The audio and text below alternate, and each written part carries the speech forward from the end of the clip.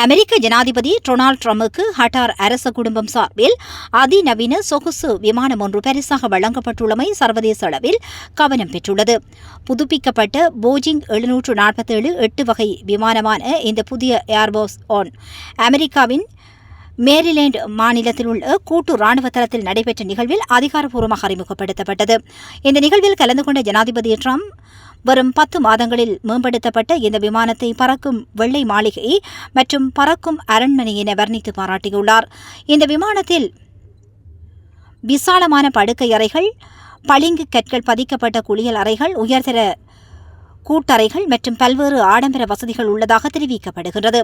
எதிர்க்கட்சிகள் இந்த பரிசை லஞ்சம் என விமர்சித்துள்ள நிலையில் அமெரிக்க பாதுகாப்பு அமைச்சு இது எந்த விதிமீறலும் அல்ல என்றும் அமெரிக்க விமானப்படைக்கு வழங்கப்பட்ட பரிசாகவே கருதப்பட வேண்டும் என்றும் விளக்கமளித்துள்ளது. இதற்கு பதிலளித்த டிரம்ப், ஹட்டார், சவுதி அரேபியா மற்றும் ஐக்கிய அரபு அமீரகம் போன்ற நட்பு நாடுகளுடன் அமெரிக்கா தொடர்ந்து நெருக்கமான உறவை பேணும் என தெரிவித்துள்ளார். மேலும் அணு தாக்குதல்களை எதிர்கொள்ளும் பாதுகாப்பு அமைப்புகள், ஏவுகணை தடுப்பு தொழில்நுட்பம் மற்றும் வானிலையே எரிபொருள் நிரப்பும் வசதி உள்ளிட்ட மேம்பட்ட பாதுகாப்பு அம்சங்களும் இந்த விமானத்தில் இணைக்கப்பட உள்ளதாக அறிவிக்கப்பட்டுள்ளது.